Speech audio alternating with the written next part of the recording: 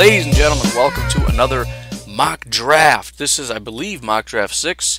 It is a community mock draft. We did it on Facebook. If you want to be involved in that, please, link is in the description. Get involved, get joined. We're not only doing mock drafts this week, we're doing a 2-round mock draft. It's a lot of fun. You know, sometimes it gets a little chaotic and everybody gets a little restless, but I think at the end of the day, everybody has a lot of fun.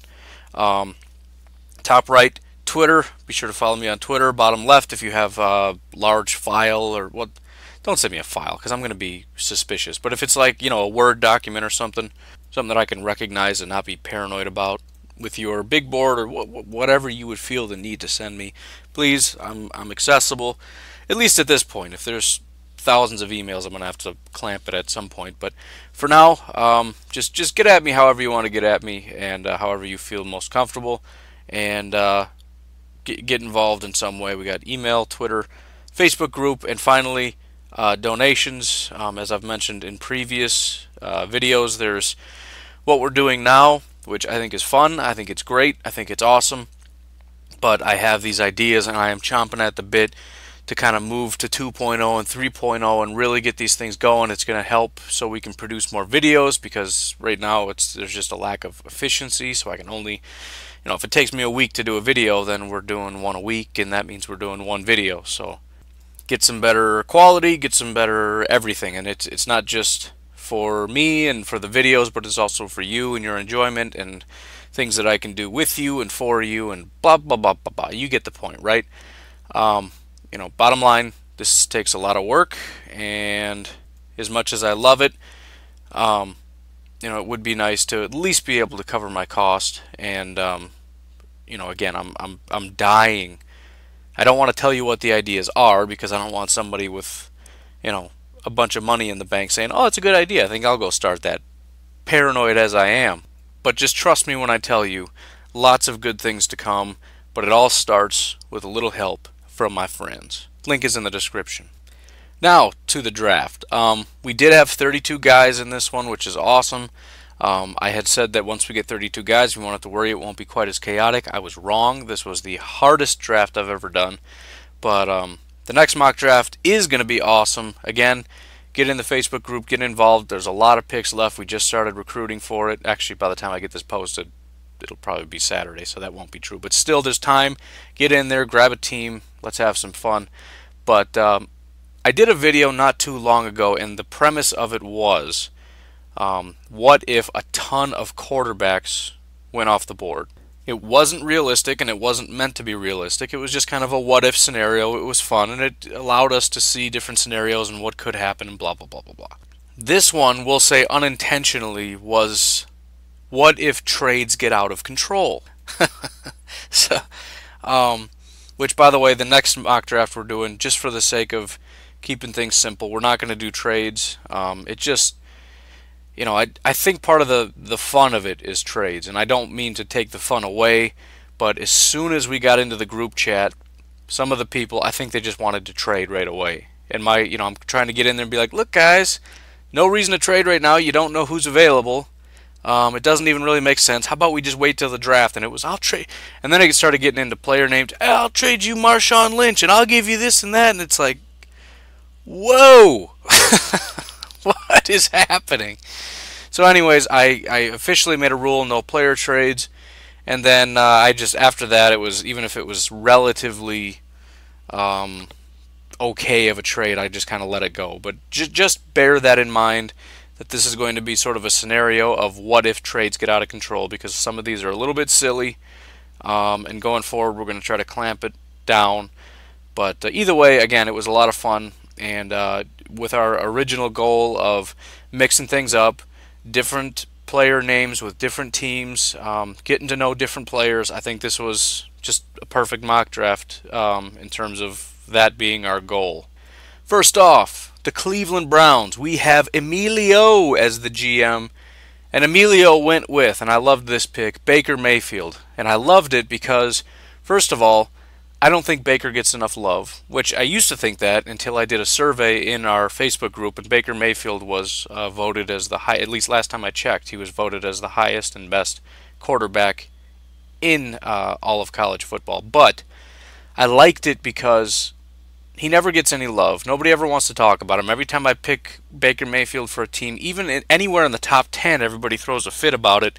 Emilio, the Cleveland Browns GM, comes right out of the gate. I want Baker Mayfield on my team. You know, the issues that he has, whatever, you know, DUI, whatever, I don't care. Best in all of college football. I want him on my team. We got a new regime. It's a new day in Cleveland. Baker Mayfield to the Cleveland Browns. Done deal. Next up, we have the New York Giants, and their GM is Noah.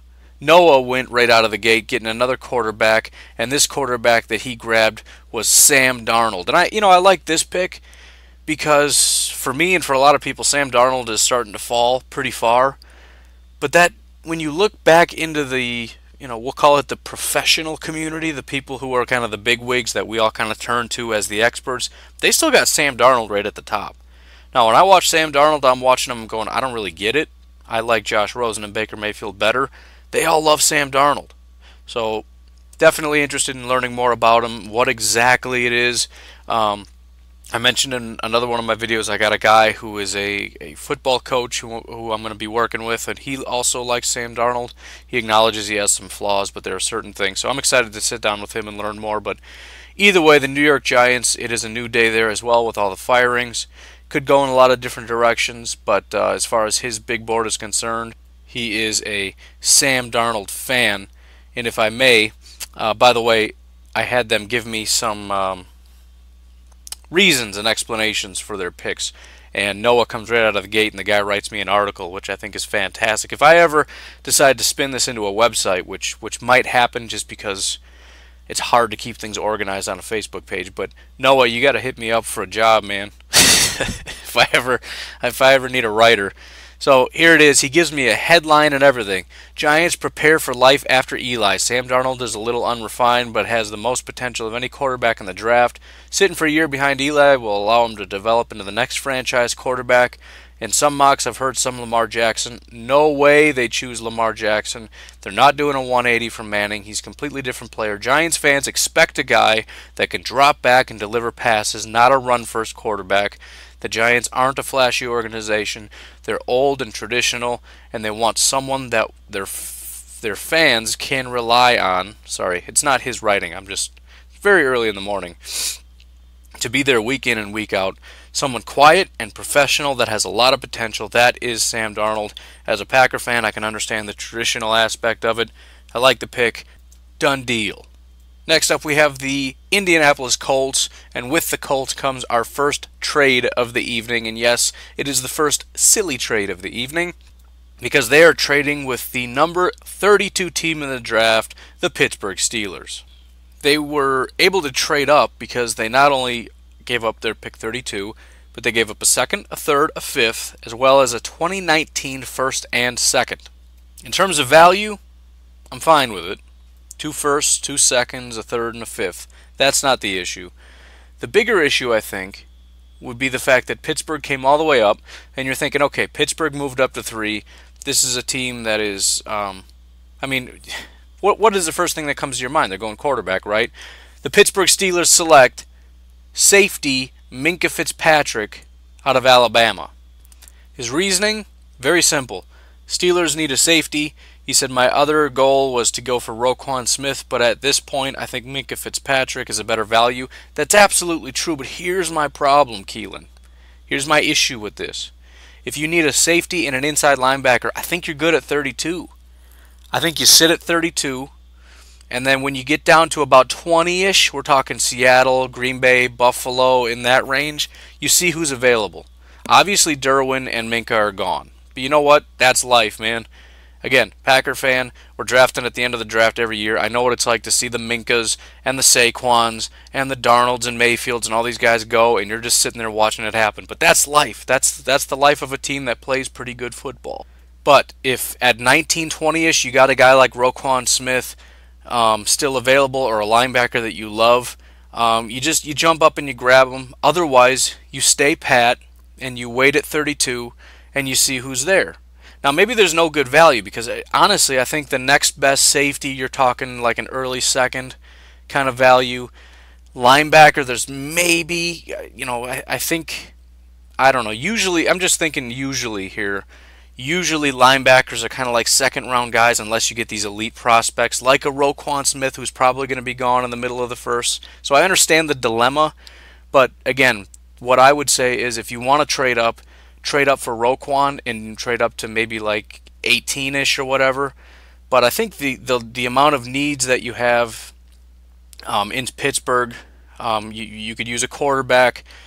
But look, bottom line is I think you stay put unless there's somebody that's really high on your board at pick again, middle-ish, 20-ish, whatever. Then you start looking at maybe we'll move up, but just kind of wait and see how this thing develops. Wait to find somebody that's fallen way too far that's a good value. But I think Keelan was just one of those guys who's saying as soon as this thing started, he said, I'm trading and I'm going to do a blockbuster trade. And that was his goal. And then once he got his trade, he's like, well, that was all the fun I had. I guess I'll pick a player now. I don't know. Let me take a look. Minkah makes sense. Right? So it wasn't really about the player like what a GM would do. It was about the trade. It was about having fun. And again, this is kind of if trades get out of control. And as somebody who, obviously I want to put out good videos for people, but my other goal here is to make sure that all the people who are involved, which I would like you to be involved, have a really good time. Keelan, I think, had a good time. I enjoyed having him. He's on the board now with the Pittsburgh Steelers, taking Minkah Fitzpatrick. Next up, we got Brady back on the clock. Well, not back on the clock, but he was in our last draft. He's drafting for the San Francisco 49ers, and he's going to sit tight and take Saquon Barkley. I think it's a good pick because Saquon very rarely makes it to 4, and I think he's honestly a better value at 4, especially now that I'm starting to hear there are some questions. When you look at who does he compare to, the list of names, it's kind of like, well, that guy was a bust, and that guy was, like the Reggie Bush types. And you kind of hear that stuff, and then you think first overall. Somebody in the comment section said something to the effect of nobody is taking a running back at 1, which I don't necessarily agree with, right? 3 years ago, you would say nobody's taking a running back in the first round, right? You had Le'Veon Bell, who was a second-round prospect, and it wasn't because he's no good. It's just you don't take a guy in the first round. Then a guy goes in the first round. Then a guy goes in the middle of the first round. Now you got guys going early first round. Just the progression alone, and now you got Saquon, everyone's saying is better than everybody else. I honestly believe when this thing's all said and done, Saquon's going to have fallen a little bit down the draft. You're already starting to feel the steam kind of slow a little, if that doesn't make any sense, but you understand what I'm saying. The comments about Saquon are starting to be more and more negative. Yes, he's got some elite talent, but a lot of people have. There's a lot of question marks.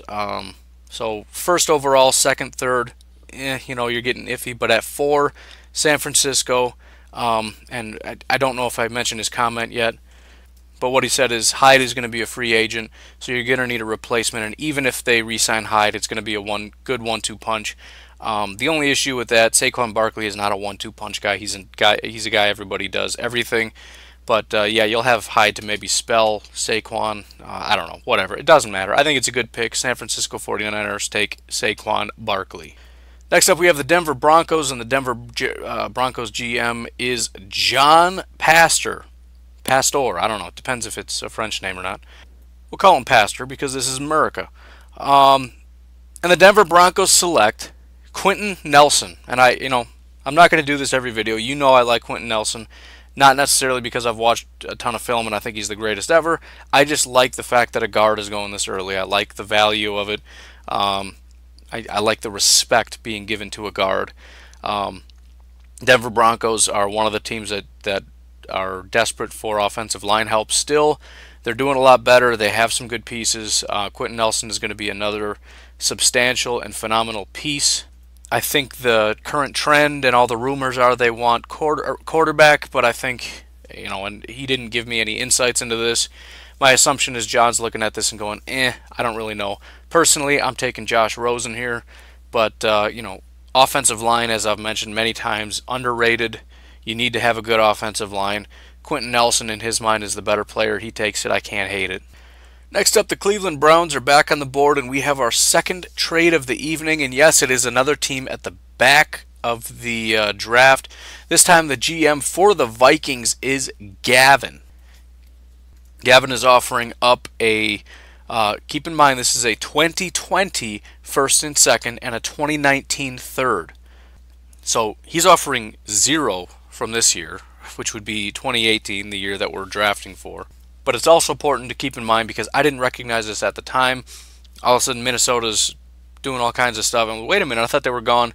Important to keep in mind, Minnesota still has their 2018 first. But the Cleveland Browns did accept that trade. They're stacking success, right? They're stacking these first-round picks and second-round picks, and by 2020 they're going to have 4 firsts and 3 seconds and 4 thirds. It's going to be out of control. But Gavin, for the Minnesota Vikings, selects Derwin James, safety out of Florida State, and here's what he had to say. Although not a liability, Andrew Sendejo is a very inconsistent player on the field. He also recently turned 30 and is getting younger at safety never hurts. I can't say that I hate it.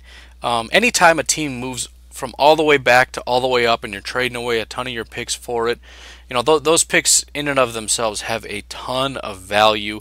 So you have to assume that anybody you would have gotten then, it's better to have Derwin than to have the guy that you're going to get plus all those picks. And I think right off the bat, that is a very tough selling point for me personally. Now, Derwin James is a freak. He might be my favorite safety in the class. It might even be safe, even at 6, to say Derwin fell a little bit, which is hard to say of anybody at 6. Still, with that said, and with the extreme need at offensive line, the potential need at quarterback, which is a premium position, and you can go a couple different ways. Is trading all the way up here and giving up all those picks for a safety the top priority, especially when your defense is so good.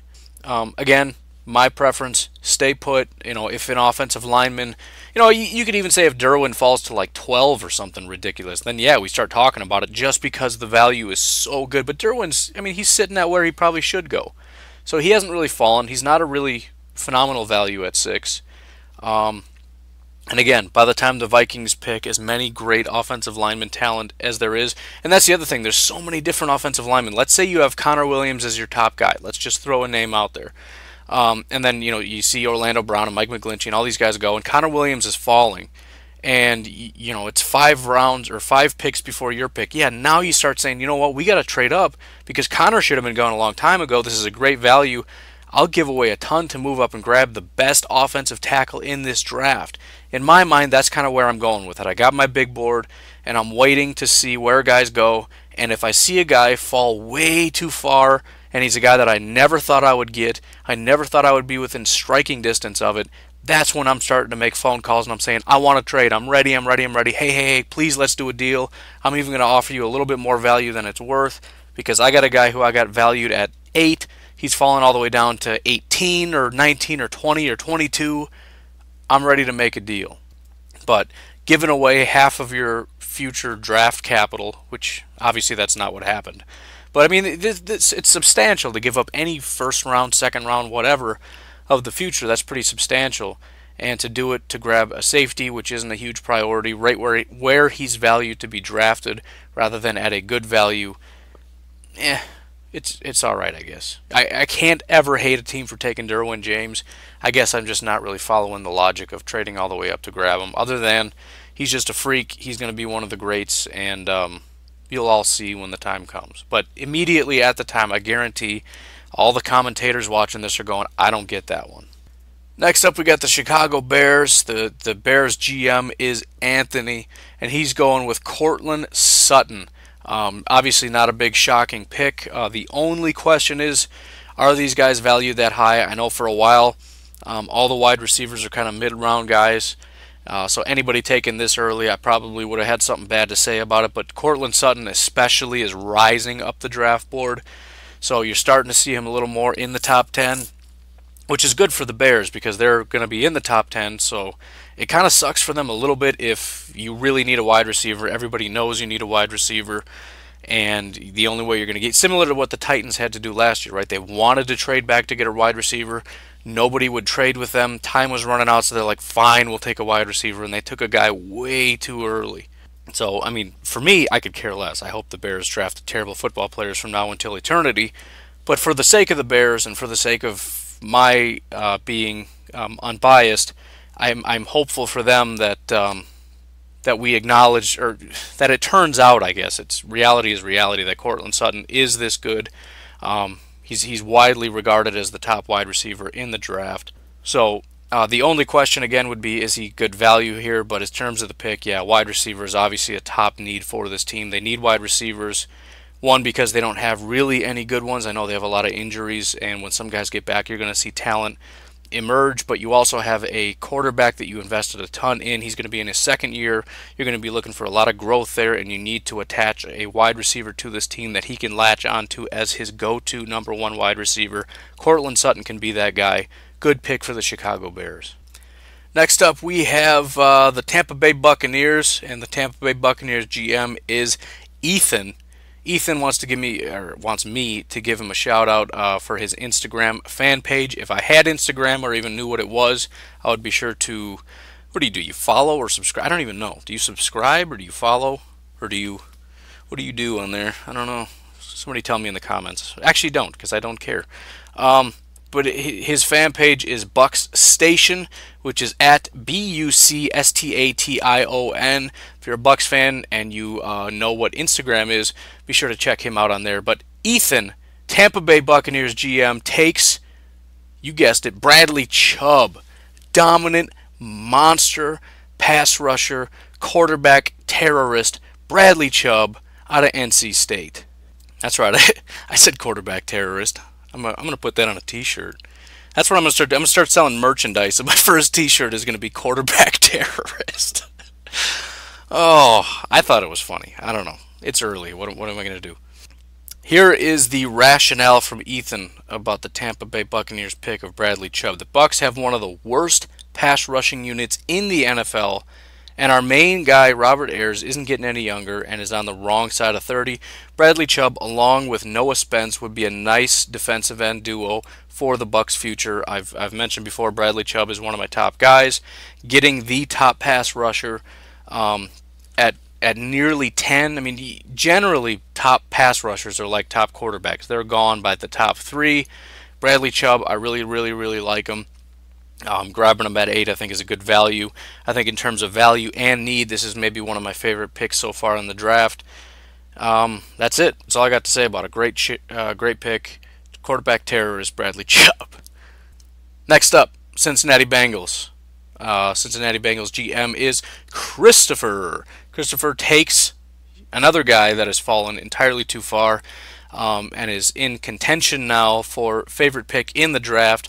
But that quarterback is Josh Rosen. I didn't say quarterback before, but now I did. Quarterback Josh Rosen. I think Rosen is, Baker Mayfield in terms of talent and stats for college football, I think it's not really debatable. He's the best. I mean, it's, not just Heisman Trophy winner, but I don't know if you guys have Pro Football Focus subscription, but if you don't, you should probably get it. I'll try to remember to put a link in the description. But you definitely need to check that out because, I know some people don't like it, but this isn't player grades. This is just deep stats type stuff. Baker Mayfield is like number 1 in every category. And you got to understand, it's not like between Baker and Darnold and Rosen. This is all of them. This is guys you've never heard of. So the top 5 are guys you've never heard of, and then Baker Mayfield is number 1. Josh Rosen is like number 16. Sam Darnold is like number 24. But at the top of just about every category, Baker Mayfield, Baker Mayfield, Baker Mayfield. We're talking about, passer rating under pressure, short passes, long passes, deep passes, on the run. It doesn't matter what it is. Baker Mayfield is just dominant. Still, the question about Mayfield is he going to translate well into the NFL? There's serious questions, and then, of course, off the field stuff. Josh Rosen, I think, in terms of talent and just playing it safe, the transition, it's widely believed he's going to be a good quarterback in the NFL. We'll see if that holds true or not. But that seems to be I guess in terms of talent and playing it safe, Josh Rosen is my favorite. If I'm a GM, he's at the top of my board, not Baker Mayfield. In terms of talent, it's Baker. But to have Josh Rosen fall all the way to 9 to the Cincinnati Bengals, I don't think the Bengals or GM Chris ever expected Josh Rosen to fall. And again, this is why not trading, especially when you don't even know who's available, just sitting tight and seeing who falls to you. Look how well that's worked out. The last 2 picks are teams that, Tampa could have traded up at 3 to get Bradley Chubb, and I would have said, I don't know if it's necessary, but I guess it's a good pick. But they didn't have to. They waited until 8 and he fell right into their lap. Same with Cincinnati. If they wanted if I'm Cincinnati and I say Josh Rosen's the best quarterback in the draft, and there's a good chance Chris thought that that was the case, he probably would have had to trade into the top 3 to get him, because you're assuming he's probably gone by 1, 2, and if he's not gone, you're saying I got to get him now. I need to trade up and try to get him, right? Colts are on at 3. They probably don't want a quarterback. Maybe they'll do a deal. That would make probably the most sense. Pardon my alarm. It is now 4 o'clock. That's my 4 o'clock alarm. But again, they stayed put and they got their guy. In terms of why he did it, his comment to me was, "Do I really need to explain it to you?" Which I said, "Yeah, just explain it anyways." So he says Andy Dalton isn't doing it anymore, and we decided that we're going down a new path with a new quarterback, and that the offensive line is starting to look good. I don't know if that's the case. Chris is a Bengals fan. He's watching every single one of these games. I don't know. I just know that overall, through the course of the year, the offensive line is not doing well. But yeah, absolutely. If I'm at 9, and that would be a serious struggle. If I have a terrible offensive line, it is a struggle to say we cannot pass on Josh Rosen. But good Lord, do we need some offensive line help? And there's offensive linemen that are good value here. So that is a tough pick. But either way, when a guy like Josh Rosen is on the board, you got to take him. So good pick there by Chris and the Bengals. Next up, we have the New York Jets, and the New York Jets are going to engage in trade number 3. This time it's the LA Chargers. Chargers are going to offer up a third-round pick as well as next year's, which is 2019, first-round pick. So a lot of trade capital going up there. And Anthony is going to, who is the Chargers GM, trade up and get Mike McGlinchey, tackle. So generally my philosophy with a lot of these quarterbacks, because there's more quarterback needy teams than there are quarterbacks that are good enough to be valued in the first round, is if you're not going to replace them, help them out. Protect them or get them weapons or whatever it's going to be. So following that logic, I like it. But that's contingent on a couple things here. First of all would be that you don't have another quarterback valued where you're picking. And the Chargers, I believe, were picking at 16. So you would have to assume that, like, for example, Josh Allen and Lamar Jackson are not quarterbacks that you want at 16. If they are good enough, then why would you not sit put and see if they're going to stay? And it's also contingent on Mike McGlinchey being this freak, right? I'm assuming that Anthony's looking at this and saying Mike McGlinchey is a top 5 prospect. He fell to 10. We need him. We want him. We're going to go get him. Otherwise, it's the same thing I've been saying. There's a lot of offensive linemen. None of them are gone yet at pick 10. They're probably going to have a little bit of a run. But you got like 3 offensive linemen at least that you like. I don't know. Maybe at least wait until 2 of them are gone and then trade up and get the third one. But again, the trades are half the fun, I think, for a lot of people. So to be able to make a trade, it's a lot of fun. And of course, there's other teams or GMs who are looking at this going, "Hey, I'll take the picks all day." And a lot of these are very trade heavy in terms of in favor of the person who's getting the trade. So some of these GMs are sitting back going, "Yeah, I'll take the picks all day long." They want to do best by their team, so it works out. But again, this is it's a good pick in terms of value. It's a good pick in terms of need. Is it a necessary pick? It is, again, if we assume that on his big board, Mike McGlinchey should have been gone. And that's what we have to assume at this point, because I don't know anything about his big board. Maybe going forward, that's something, if you have one, you could submit it. I could look at it just for fun, just to give the viewers some insights. But that's what we're going to assume, is that he values Mike McGlinchey and says that he has fallen way too far at pick 10. Next up, we have the Washington Redskins, and I will just say their GM's name is Bad News, because I don't know what else to say. That's his Facebook name. I don't even know how to pronounce his Facebook last name, something about God. Whether that's a shout out to God or a reference to himself as God, I'm not really sure. But he didn't give me a name to use on the video channel, so I'm going to call him Bad News. Bad News, the Washington Redskins GM, is going to select quarterback Lamar Jackson. So one of the things I love about the pick is the fact that it's so different. You never see Lamar Jackson fall this far. I think you're going to upset a lot of people because some people say he's great and he shouldn't have fallen this far. Other people say he's not a first round prospect, he shouldn't have gone at all. But just the fact that he's falling, just the fact that he's gone to a new team, just the fact that we're talking about him for another team, and Washington I think is interesting too. I've never even considered it because my assumption is you're going to re-sign Cousins. We don't know that though. There's a whole lot of weird stuff going on. We've definitely seen weirder things. Maybe they don't value him that much. You would assume they'd try to, maybe he just wants out. Maybe that's why they have to keep putting the tag on him. Maybe they're offering him all this money and he's just like, no, I want to leave. I'm gone. Bye. So the Redskins are looking at it going, look, we can't just keep franchise tagging this guy. We got to get a new quarterback. So they go out and get Lamar Jackson. In terms of fit, I don't know. I don't know how well the Washington... Again, there's no team in the NFL right now that's running a Lamar Jackson scheme. So whatever team it is going to have to be pliable enough to apply a brand new scheme. That's kind of why I like the Giants and all these kinds of teams that have just fired everybody. But you also have to take into consideration the players. All right, it's not easy to take. You still have a foundation of players that do certain things and have certain skill sets, and does that work well with Lamar Jackson? How does that fit with the Redskins? I don't know, but in general, I like the pick. I think it's a better value because he's not going to 2 and 3 and all this stuff. So, yeah, we'll call it a good pick. I like it. Next up at 12, we have the Arizona Cardinals, and Greg is the GM there. He's got them taking offensive tackle Connor Williams, one of my favorite, maybe my favorite offensive tackle. Again, I have to do a little bit more work. That's the only negative I have about what I'm doing now is by this point in time, I would have had a lot more insights into players because I would put all my energy into it. But with doing this and making a priority of taking care of the people in the Facebook group, making sure they have a good time, and doing all the videos for you folks, man, I really wish, if you guys do have insights and stuff, I would appreciate it just to kind of catch me up to where you're at because I'm not able to put in quite as much work doing the scouting and whatnot. So if you do have some insights on these players, please be sure to send it over to me. I'm more than willing to listen. Whatever you got, I would appreciate it. But just based on, again, those Pro Football Focus stats as well as just, his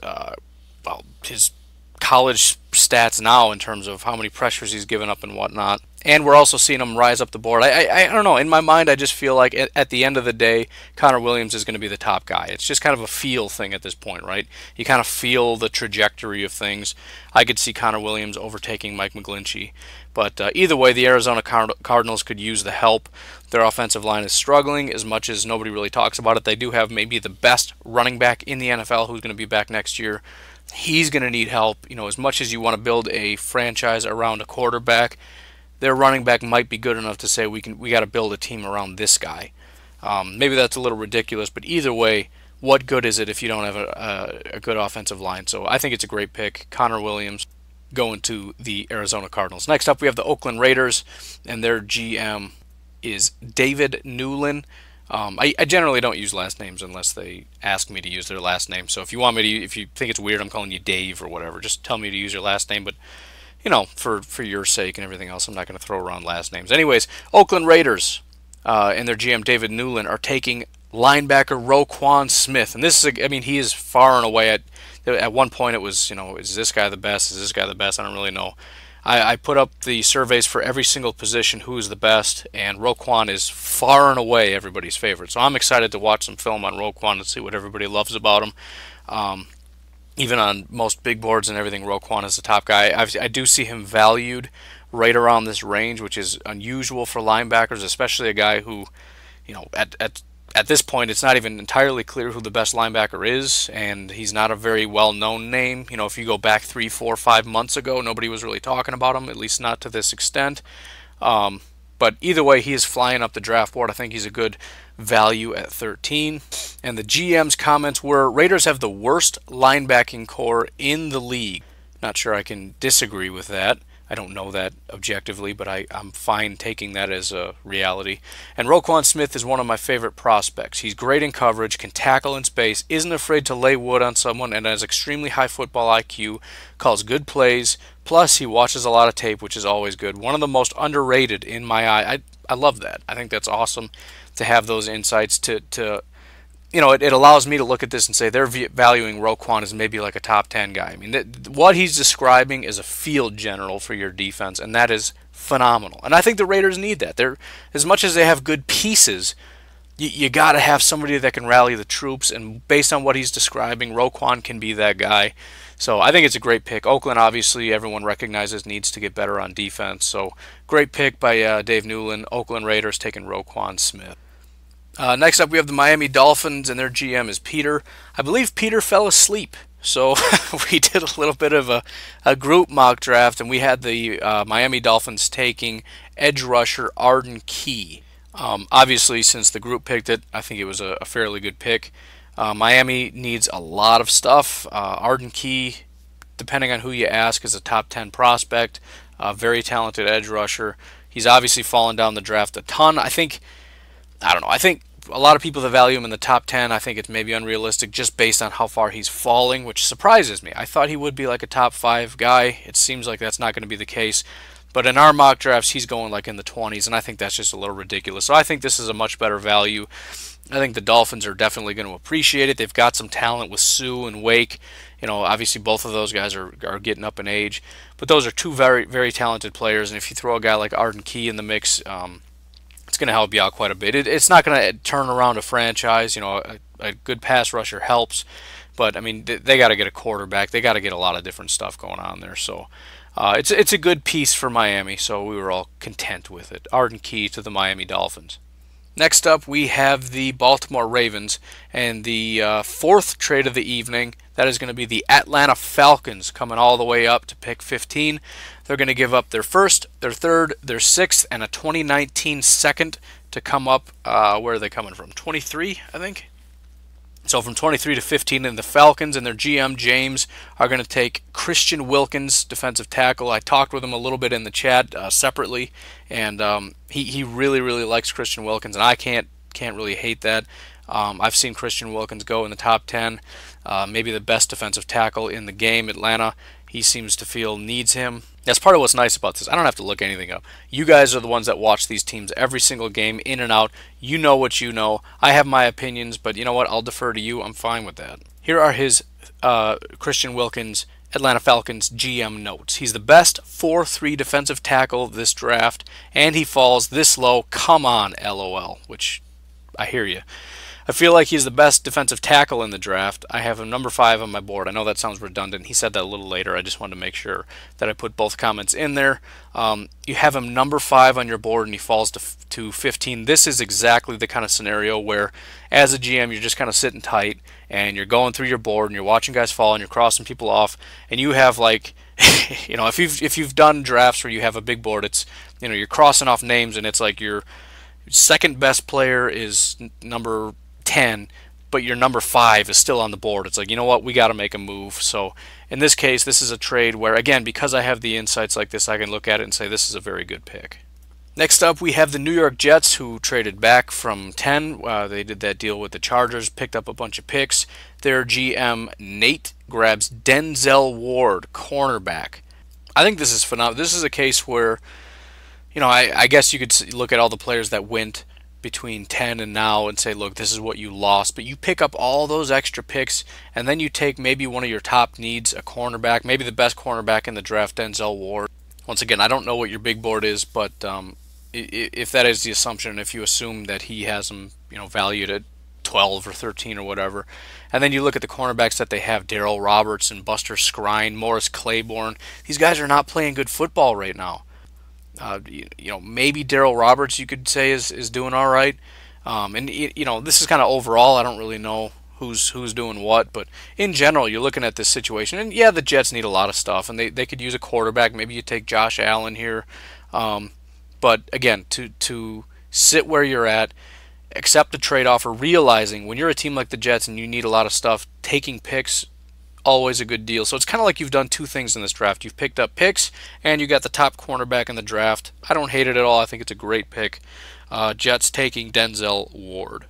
Next up, we have the Dallas Cowboys, and once again, we have another trade. This time it is, again, the Minnesota Vikings again. I remember I said keep that in mind. They still have their first. They're going to leverage that first-round pick to move up again.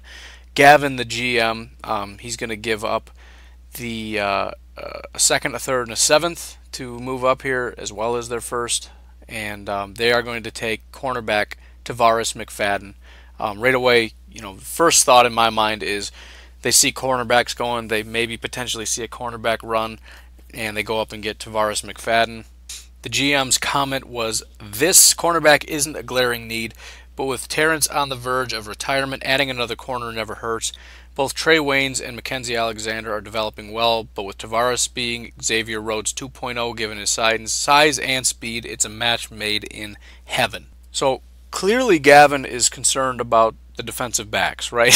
I mean, look, I understand it to an extent. You are a defensive football team. Your offense is doing well enough. You've got quarterbacks that are going to be coming back next year. You have a young running back that's going to be coming back next year. We can address the offensive line in later rounds, and we have some really good wide receivers, especially Stephon Diggs, who is just, he's one of those guys you got to wonder if he's better than we think he is, which is really good to begin with because of the level of talent they have at quarterback, right? If a quarterback comes in and he looks like a superstar because of a wide receiver, and then he gets hurt and somebody else comes in, he looks like a superstar, and then somebody else gets hurt and he comes in, he looks like a superstar. At some point you got to wonder, maybe it's the wide receivers that are making them look good. And also, Minnesota, as good as their defense is, I think they're more known for their front and their run stopping. Their cornerbacks are obviously, above average, but they could use some help, as we've seen with what he said. So if you look at it from that standpoint, they now have, with Tavares McFadden and Derwin James on this football team, on top of all the defensive talent they already have, we're talking about a team that's maybe building the best defense. And again, I have my issues with this. Again, it's Minnesota. You already have a good defense. You got to get some offense. You could be looking at quarterback. You could be looking at offensive line. But he's taken two of the top defensive backs in this draft class.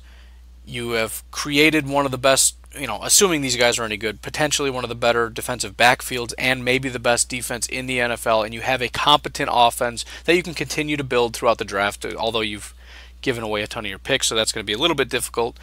But that would be the best I could do to defend it and to at least understand the rationale behind it. Overall, probably not my favorite. Both of these moves going up, giving away a ton of your picks and going defense. Best another way you could defend this is to say we're going all in, right? We understand defense is our strength. We're going to keep building there, and we're going to get a Super Bowl. That's the bottom line, and this is how we feel is the best way to do it. Okay, that's my defense of it. Pick 18, the Detroit Lions, and Michael is their GM, and they're going to take Clelin Ferrell, another pass rusher. And, personal note, I watched a little bit of Clelin because his status just keeps going higher and higher and higher. I don't really get it so much. If you're a Clelin Ferrell apologist, please send me some info on him, why you think he's so good. I think he's a phenomenal edge setter, but his ability to get around the outside, he I don't know. His pass rush ability is just, when he tries to cut to the inside, he ends up like with his back to the offensive lineman. He gets spun around too easily. He can never get around the outside from what I've seen. I don't know. There's got to be something there because people love him. But I didn't watch a ton, but I watched one of his games, and he was not doing anything. I think it was against Virginia Tech. It was just kind of, I don't know. There was nothing dominant about him in my mind. But in general, he is considered, I think it was McVay or I don't know who it was. Somebody put out their top 10 mock draft picks or whatever, and he was a top 10 guy. So his value is going through the roof. He's considered one of the top pass rushers. Obviously, it's me that's missing something. So again, if you know what it is, please let me know. But at 18, getting Clelin Ferrell for the Detroit Lions, I think is a fairly good pick. There was some talk about maybe they should have taken a running back, which I think is true. They do need a running back, but with Clelin Ferrell on the board, I think it just made more sense to go with Clelin Ferrell. Next up, we have the greatest team ever to play the game, the Green Bay Packers, and their GM, Jordan. It was not me this week. We had enough people, so Jordan took over for the Packers, and he had them taking edge rusher Harold Landry. I don't hate that pick either. Harold Landry, I think, is going to be a 3-4 outside linebacker. I think he's going to be primarily a pass rusher, but I don't really know that. But just based on his size, it's hard to imagine he's going to be kind of a Nick Perry type. He's going to be in the rotation, I guess. I think Perry and Matthews are going to be still the primary guys, and that's my biggest issue with taking a pass rusher for the Packers. As much as everybody wants to hate on them, they're not going anywhere. So you take a rotational guy in the first round. But, again, it depends on your view of Harold Landry. I've seen him as high as top 5 on some draft boards. I think that's a little crazy, but I have seen that. So it's really just for the Packers. They do have quite a bit of needs, as good as the team is. We've seen without Aaron Rodgers how good is this team. They're I don't know. They're better than the Browns. I don't know. They're not very good, and they got to build some talent around Aaron Rodgers, and pass rusher is one of those. So yeah, whoever is at the top of your board for the most part, I think is a good pick. So we're going to assume Harold Landry is that guy. Next up, we have the Seattle Seahawks. Seattle Seahawks GM is Clark, and he takes Orlando Brown.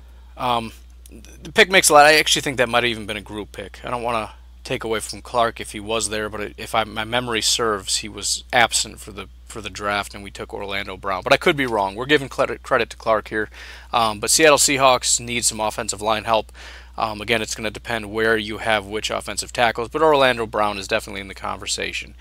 Next up, we have back-to-back picks for the Buffalo Bills, and their GM is Silas, which every time I see his name, I just think like some Greek god or something. I don't know, Silas. It's a cool name. Last name isn't nearly as cool. But anyways, the Buffalo Bills, with their 21st pick, are going to take defensive tackle Daron Payne out of Alabama. And actually, I'm just going to do back-to-back because I'm running really long here anyways. The next pick, Silas, is taking Calvin Ridley. So back-to-back picks, the Buffalo Bills, they're going defense with Daron Payne. They're going to shore up that pass rush, or their pass rush. Well, yeah, I suppose to some extent pass rush, but their run-stuffing ability with a big, bad Alabama boy, Daron Payne. Follow that up with an offensive weapon, Calvin Ridley. They're going offense, and they're going defense. I think Daron Payne is largely considered a phenomenal value at pick 21, so I love that pick, and I think it's a good need pick. Calvin Ridley is kind of up in the air. I see some people saying Calvin Ridley is a top 10 guy, clearly the top wide receiver in the draft. I've seen others say he's not even a first or second round prospect. He's terrible route runner, whatever. But Buffalo obviously disagrees. They grabbed top 2 players they have on their board, offense and defense, and they've got some serious talent going. And they're building, right? They're a team that's building, and they got 2 picks here. I think they have 2 seconds, so a real opportunity here for Buffalo to take that step, the step that we're all waiting for, which is for somebody to usurp the Patriots. No, I don't mean to keep ripping on the Patriots fans. I don't want you guys to hate me or hate what we're doing here. You just got to understand our plight here. We get to watch you guys win Super Bowls every year, and it gets frustrating. I'm sorry. I don't mean to be grouchy. You guys just annoy us a little bit. It'd be nice, and I'm a closet Buffalo Bills fan, anyways. It'd be nice to see them take over. That's all I'm saying. I'm not trying to say anything. I'm just saying. Next up, we have the Baltimore Ravens, who traded back here from the Falcons, and in this case they are actually going to be trading once again, and they're trading entirely out of the first round. So props to the Ravens GM, by the way, who that is Connor is the Ravens GM. Props to him. He waited all this time for the draft. He gets in there. He accepts 2 trades. He puts his team above all the fun he gets to have in the mock draft. He takes a ton of picks, so I want to make sure he definitely, at the very least, gets recognized for being in the draft and making 2 good moves to help build his team. Sorry for the Ravens fans who've been sitting around waiting for their pick. They don't have one in this mock draft. But let me just read real quick. Here's what the Ravens acquired. They got a 3rd, a 6th, and a 2019 second. And now from Denver, they just got the Denver Broncos 2nd. So they'll have 2 second-round picks. They'll have 3 third-round picks because they got another 3rd from Denver, as well as a 2019 first. So in 2019, they're going to get 2 firsts and 2 seconds. So that's what the Ravens GM acquired. Obviously, it'd be nice to pick somebody up here, but a ton of picks they got to trade completely out of the first round from where they came from, which was like pick 15. So ton of value there for them. But anyways, the Denver Broncos and their GM, who's already taken, who was it? Oh, Quentin Nelson. He's traded back into the first round using their second-round pick and some other people, and now they're going to take quarterback Mason Rudolph. So I mentioned before, Denver really wants and really needs a quarterback. I don't hate this pick for the simple reason that Mason Rudolph has been, I've said personally I don't care for him, but he has been in the, top 5 conversation. It's incredible how high he's been valued by some people. if you view Mason Rudolph as a top quarterback, and Josh Allen's still on the board, so he obviously thinks Mason Rudolph is better than him, and he's the third best quarterback in this draft. He's fallen way too far, and this is a quarterback-needy team who just took steps to improve their offensive line. They need a guy. They're probably willing to sit at 2 and see who falls to him. However, Mason Rudolph, who they view as a first-round talent, a early first-round talent, has fallen all the way down to pick 23, and they said, you know what, we have to pull the trigger here. So that's exactly what they do. So now they've got Mason Rudolph, and they have Quentin Nelson. As much as they've given up, you can't really hate it entirely too much. Trading back into the first round, at the end of the first round, to get a quarterback is not that unusual. It's not all that crazy. So, yeah, I guess I'm good with it. Next up, we have the Saints, and their GM is Phoenix, who I also think was absent. Some of these guys, I think one of them, maybe it was Phoenix, had the time wrong. One of the guys fell asleep, and there's like 1 or 2 that, I don't know, no shows or something. But the next mock draft, what we're doing, it's going to be in the comments section, so that's going to eliminate a lot of these problems, a lot of the confusion, and it's also going to make sure that everybody gets a shot. If your schedule gets messed up or whatever, there's going to be plenty of time for you to make your pick. So, regardless of your schedule, again, make sure you get in the Facebook group. But the New Orleans Saints select linebacker Malik Jefferson. Something I've said every time, but Malik is he's up in the air whether or not you like him or not. I didn't care for him when he was a top 10 prospect, but now they're talking about him in the second round. I really like his skill set.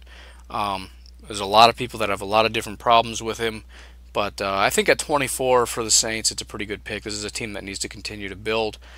They're starting to build a really solid defense around their scary offense, which is centered around Drew Brees. Obviously, you want to look at a replacement for him at some point. Just depends who's on your board. The Saints, it was a group pick, but for what we decided, I think Malik Jefferson just made the most sense. So that's what we went with.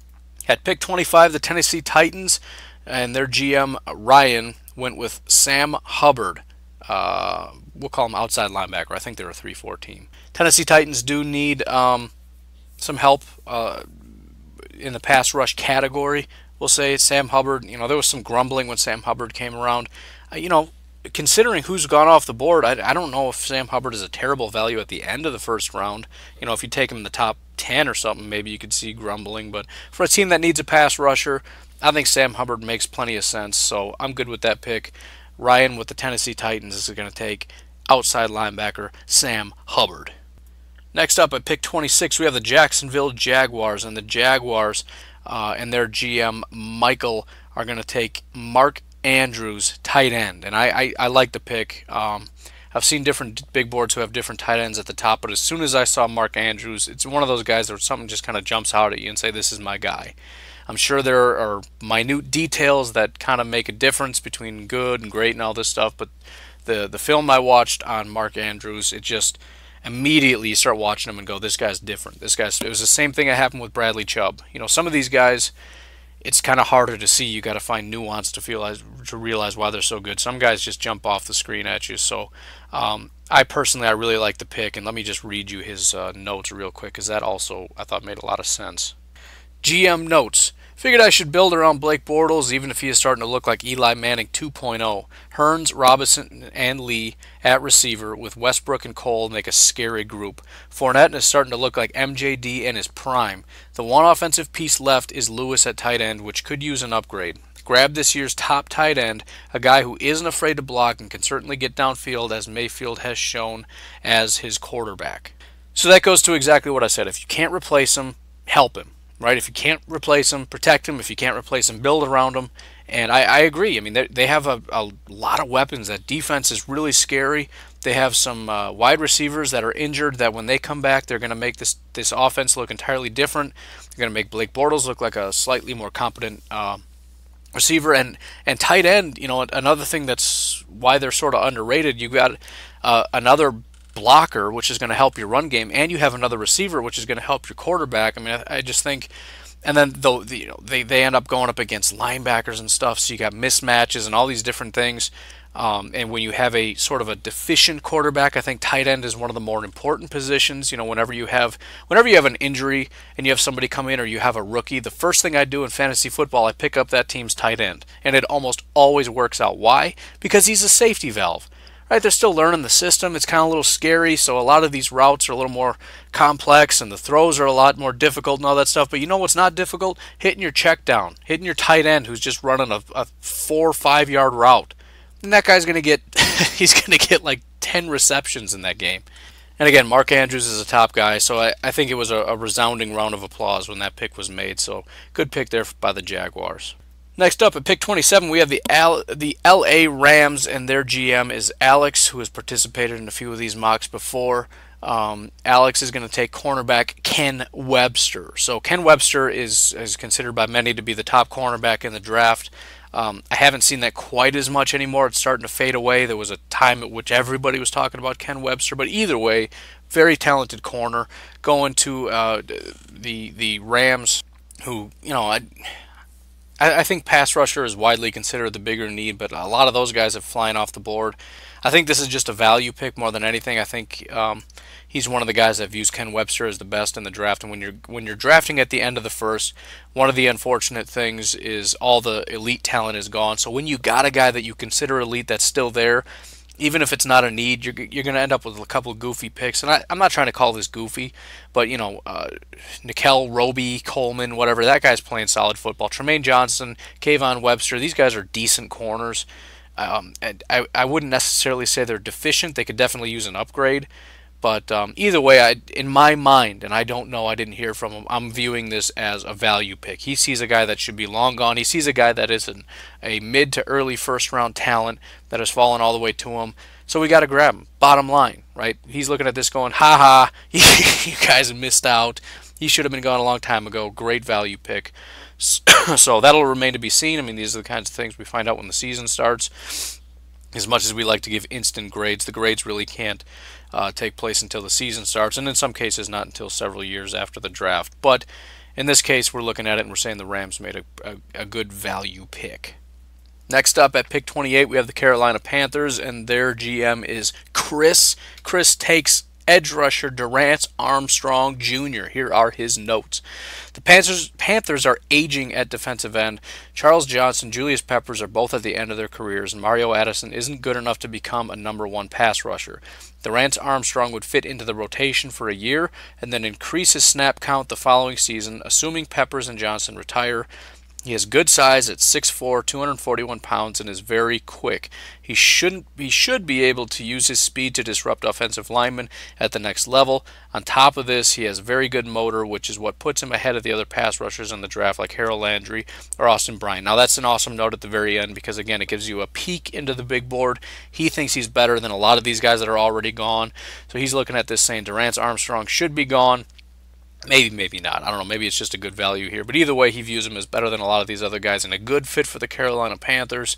And it's not just a good value, but a good need. You got the rationale. Everything just sort of makes sense. So I think it's a great pick for the Carolina Panthers, taking Durant Armstrong.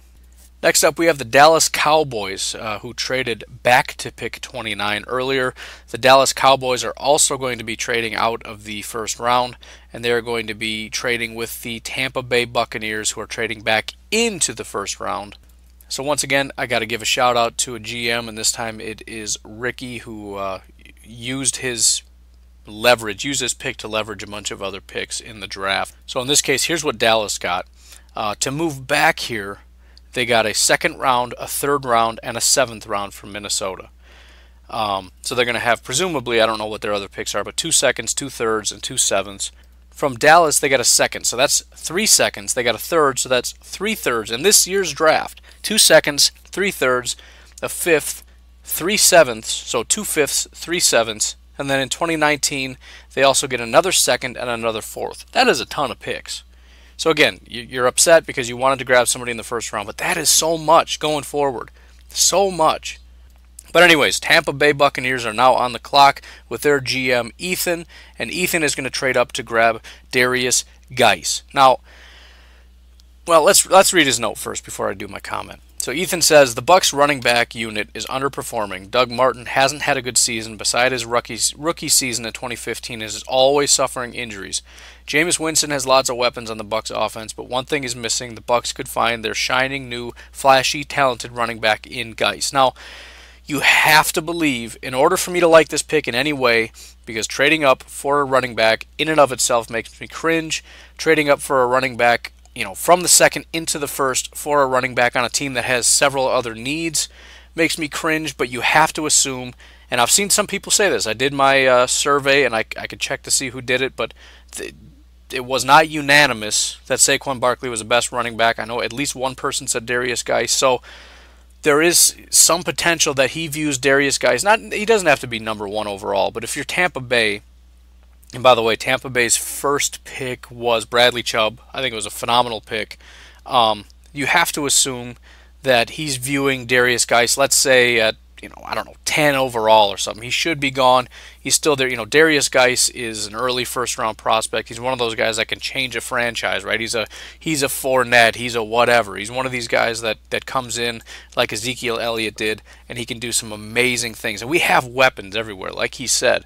The deficiencies are there on this team, but the weaponry, if we can get this offense back the way it should be, maybe we need a new offensive coordinator. I don't know, because we should be a better football team than we are. But again, in order for me to like this pick, we have to assume that he views Derrius Guice as a game-changing running back. I don't even care about the value so much anymore. Who cares where you value him? This guy has to be, in your mind, a game changer. Not just a better running back, not just an upgrade. I'm talking, you can get better running backs. Look what the Packers did. They grabbed 4th, 5th, 6th round guys, and they're doing fine. They're not game changers. They're not top round guys, but you can get running backs all throughout the draft that are talented and can upgrade your situation. To trade up into the first, this guy's a game changer. So that's going to be one of those things where you're going to be under serious scrutiny until Derrius Guice can prove to be a game changer. So I'm skeptical of the pick, but I don't hate it. We're going to assume they think Derrius Guice is a game changer. We just need to sit back and wait and see.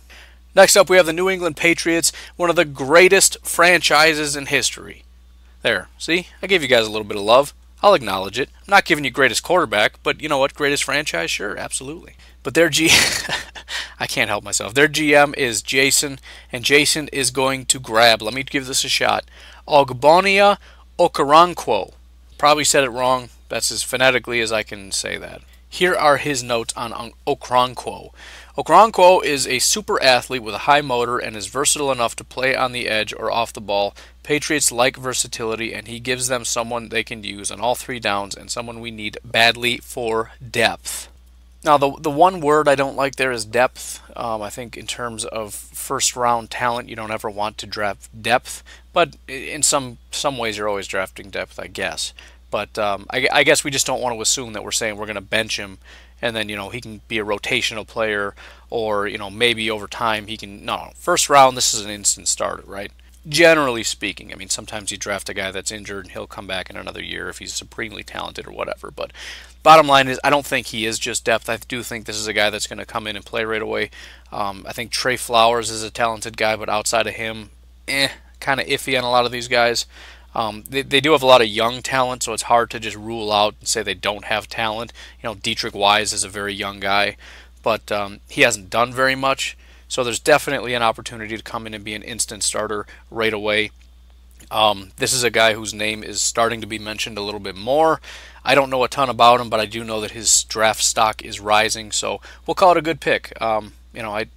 It doesn't matter, again, like I said, whoever I mention on this team as a need, the Patriots fans are going to jump up and say, no, it's not a need, which is exactly what happened with linebacker. I said it on my last video. If I say linebackers are garbage, can we agree on it? And I got a comment right away saying, nope, we don't have bad linebackers. They're really good. So whatever, it is what it is. I think it's a good pick. I do think it's a need. And Okoronkwo to the Patriots. Next up, we have the Philadelphia Eagles and William, or Billy, as I like to call him. I don't know. Anyways, Willie Boy for the Philadelphia Eagles takes wide receiver James Washington. Now, I think it's a phenomenal pick. Even though I've had some Eagles fans yell at me saying wide receiver isn't a big need, I disagree. I think that it is a need. I think you got to give Wentz some more weapons, which, by the way, really sucks for you guys about Wentz. One of the biggest up and coming quarterbacks. Really excited to watch him for years to come. For the entire NFL, it's unfortunate to see all these injuries, and to have a top flight guy, especially a newcomer like that, it's pretty devastating for the entire NFL to have that happen. Really sucks for your team. You guys were really on a run, and I think we all need to come to grips with the fact that you're probably lost any chance of winning a Super Bowl. Sorry to tell you. But anyways, bottom line is looking to next year to be able to grab a guy like James Washington, who I've had going, largely considered the second best wide receiver in the draft. Very rarely does he fall this far in a lot of the drafts that I've seen. So very talented wide receiver, going to be a great weapon for Carson Wentz when you guys come back and tear it up next year. Just keep pouring it on with these weapons. And finally, we have the Indianapolis Colts, who traded all the way back. As a quick recap, they got this pick as well as a second, third, and fifth this year, and then next year they're going to have a first and a second. So as much as it might sting a little bit up front because there's somebody you loved and you wish that they got, overall, starting tomorrow in round 2 and starting next year, you're going to be loving this trade. But Damian, the Colts GM, takes cornerback Levi Wallace. Honestly, I was a little embarrassed because I don't know much about Levi. I haven't heard his name very much, but as soon as the pick was made, there was an eruption in the chat. Everybody loved it, thought it was a great pick. And honestly, for me, I just think the trade was awesome for the Colts. I was skeptical of the team that they traded with, the Steelers. But as far as the Colts, this team is a team that has a lot of needs. You definitely want to start getting offensive line because protecting Andrew Luck is your number one priority. But having, again, you got another second round, another third round, another fifth. You can get a ton of linemen, right? There's linemen everywhere. And then even starting next year in 2019, we're going to start building. And we have to build. We have so many deficiencies on this team. It really stinks for Andrew Luck. He should be one of the greats already. But his body is taking a beating. You really wonder if his career is starting to suffer.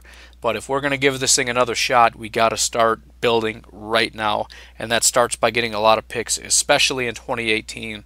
And we're starting with Levi Wallace. So that's it. We went a little bit long here, usually about 50 minutes. We're going about an hour and 10. I thought this was a fun draft. I had a lot of fun doing it. And I really would like you to get involved. So please check out the Facebook group. And that's it. I will talk to you all later. And again, anything you can give to try to speed up this process, I would appreciate it because I got a lot of ideas for videos I want to get out and a lot of ways that I would like you to be involved in this channel. So anyways, you folks enjoy your week and go Packers. Bye-bye.